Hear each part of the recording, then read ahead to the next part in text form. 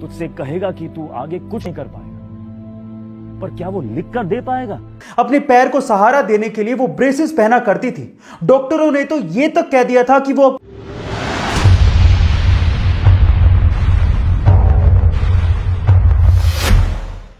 अगर ऊपर वाले ने आपको 2 हाथ 2 पैर दिए, अच्छा खासा दिमाग दिया है, और अगर फिर भी आप अपनी किस्मत को कोसते रहते हो या फिर जो आपके पास नहीं है उसके लिए रोते रहते हो, बजाय उसको पाने की कोशिश करने के आप अपनी आसपास की कंडीशंस को दोष देते रहते हो, तो आपको ऐसे लोगों के बारे में सुनना चाहिए जिन्होंने निराशा को आशा में बदला और रास्ते में आने वाले हर एक पत्थर को सफलता की सीढ़ी में बदल दिया।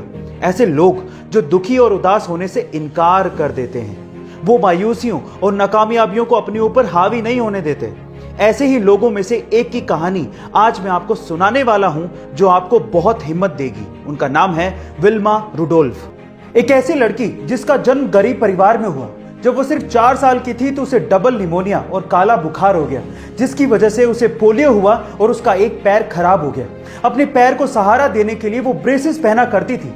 डॉक्टरों ने तो ये तक कह दिया था कि वो अब कभी चल नहीं पाएगी, लेकिन विल्मा की मां ने उसकी बहुत हिम्मत बढ़ाई और कहा कि ऊपर वाले की दी हुई क्षमता, मेहनत और लगन से वो जो चाहे वो पा सकती है। यह सुनकर विल्मा ने कहा कि वह दुनिया की सबसे तेज रनर बनना चाहती है। 9 साल की उम्र में डॉक्टरों के मना करने के बावजूद भी विल्मा ने ब्रेसेस को उतार दिया और पहला कदम उठाया, जबकि डॉक्टरों ने कहा था कि वह कभी चल नहीं पाएगी।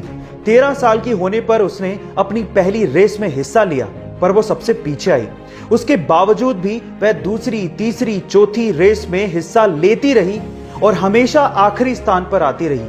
वह तब तक कोशिश करती रही जब तक वो दिन नहीं आ गया जब उसने अपनी पहली रेस जीती। 15 साल की उम्र में विल्मा टेनेसी स्टेट यूनिवर्सिटी पहुंची, जहां पर उन्हें एड टेम्पल नाम का एक कोच मिला। विल्मा ने उन्हें अपनी ख्वाहिश बताई और कहा कि वह दुनिया की सबसे तेज रनर बनना चाहती है। तब टेम्पल ने कहा, तुम्हारी इसी इच्छा शक्ति की वजह से तुम्हें कोई रोक नहीं पाएगा और मैं भी तुम्हारा साथ दूंगा। आखिरकार वो दिन आ ही गया जब विल्मा ने ओलंपिक में हिस्सा लिया। ओलंपिक में दुनिया के सर्वश्रेष्ठ खिलाड़ियों का मुकाबला होता है। विल्मा का मुकाबला उस वक्त की सर्वश्रेष्ठ खिलाड़ी जूता हेन से था, जो कि कभी हारी नहीं थी।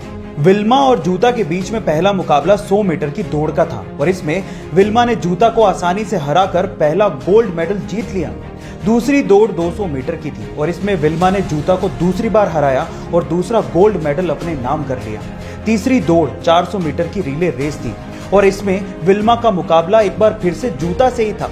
रिले के रेस में आखिरी का हिस्सा टीम के सबसे तेज रेसर को दौड़ना होता है, इसलिए विल्मा और जूता दोनों को अपनी अपनी टीमों के लिए दौड़ के आखिरी हिस्से में दौड़ना था। विल्मा की टीम के 3 लोग रिले रेस के आखिरी 3 हिस्से में दौड़े और आसानी से बैटल बदली, पर जब विल्मा के दौड़ने की बारी आई तो उसके हाथ से बैटल छूट गई। लेकिन विल्मा ने देख लिया था कि दूसरे छोर से जूता हेन तेजी से दौड़ी चली आ रही है। विल्मा ने गिरी हुई बैटल उठाई और मशीन की तरह ऐसी दौड़ी कि जूता को तीसरी बार भी हरा दिया और अपना तीसरा गोल्ड मेडल अपने नाम कर लिया।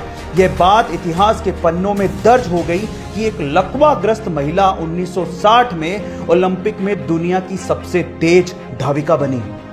अब विल्मा रुडोल्फ की इस कहानी से हमें क्या सीखने को मिलता है, क्या आप जानते हैं? इससे हमें यह सीखने को मिलता है कि कामयाब लोग कठिनाइयों के बावजूद भी सफलता हासिल करते हैं, ना कि तब जब उनके रास्ते में कठिनाइयां हो ही नहीं। जब हम ऐसे लोगों की कहानियां सुनते या पढ़ते हैं जिन्होंने अपनी कमियों को खूबियों में बदला, तो हम में नया जोश और नया उत्साह भर जाता है और यही A2 मोटिवेशन का मकसद है।